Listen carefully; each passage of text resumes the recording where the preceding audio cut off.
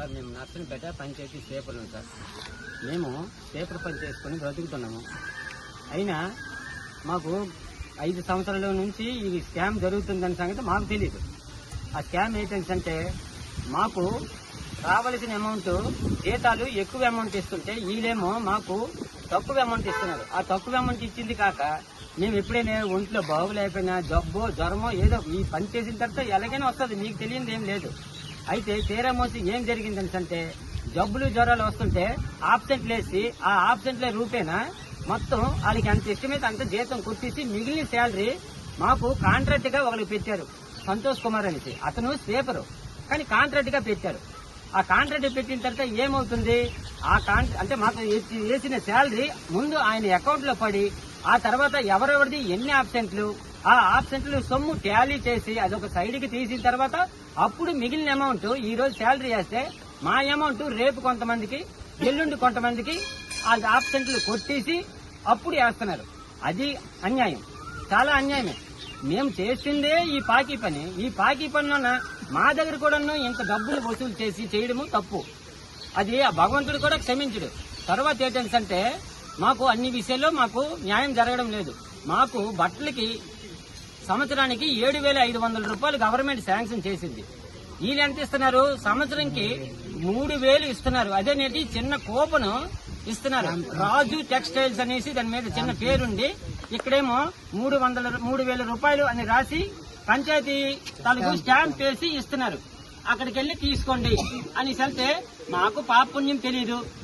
మేమేంటి పని చేసుకుని మా అభ్యర్థులు ఏమంటే అంతేగాలు ఇస్తున్నారు అనేసి మేము మా కర్మాన్ని మేము వెళ్ళడం అది తీసుకోవడము అవన్నీ జరిగాయి. ఇప్పటి వరకు అదే జరుగుతుంది. ఈ 5 సంవత్సరాలు అదే జరిగింది. తర్వాత మాకు సంవత్సరంకి అంటే 6 నెలలు తొలిచ్చారు. ఆ తర్వాత నెలకి 1/4 కేజీ చొప్పున వేస్తే సంవత్సరంకి ఎంత అవుతుందండి? అలాంటిది మాకు సంవత్సరంకి 2 లీటర్లన్నర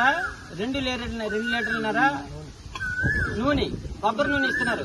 తర్వాత సర్ఫ్ సబ్బులు 2, ఒక వ్యక్తికి సర్ఫ్ సబ్బులు 2, తర్వాత ఒంటికి రాసిన సబ్బులు. అది ఏ కంపెనీ మాకు తెలియదు. వాళ్ళు ఏదేస్తే తీసుకెళ్లిపోవడమే. ఇదేంటి చీప్ తీస్తున్నారు, అదేంటి మాకు కాస్ట్లీ కావాలని కూడా మేము ఎప్పుడు వాళ్ళకి అడగలేదు.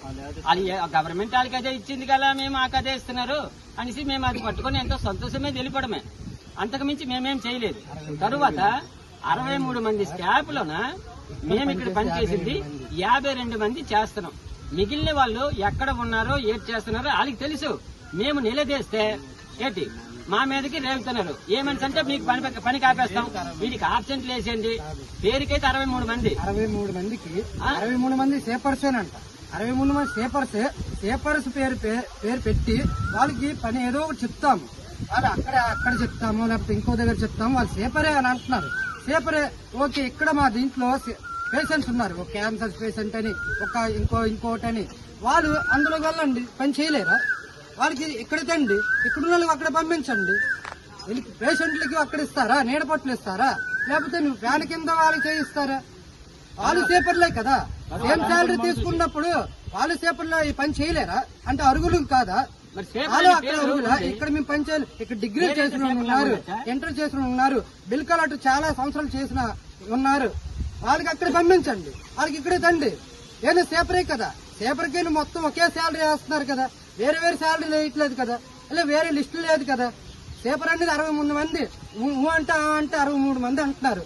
స్టాఫ్ అలా ఊరు పెరుగుతుంది, చెత్తలు పెరుగుతున్నాయి. ఎంతసేపు మా మీదే ఒత్తిడి, ఈ 52 మీద ఒత్తిడి. ఇంక దీని మీద ఒక మినిస్టర్ వచ్చినా, ఒక ఎమ్మెల్యే వచ్చినా, ఒక వార్డు మెంబర్ వచ్చినా, ఒక ప్రెసిడెంట్ వచ్చినా ఇంకా డబల్ డ్యూటీలు అలాగే వస్తాం. శాలరీలు మాత్రం ఒక నెలకి అనేది ఒక 5వ తారీఖు లేదు.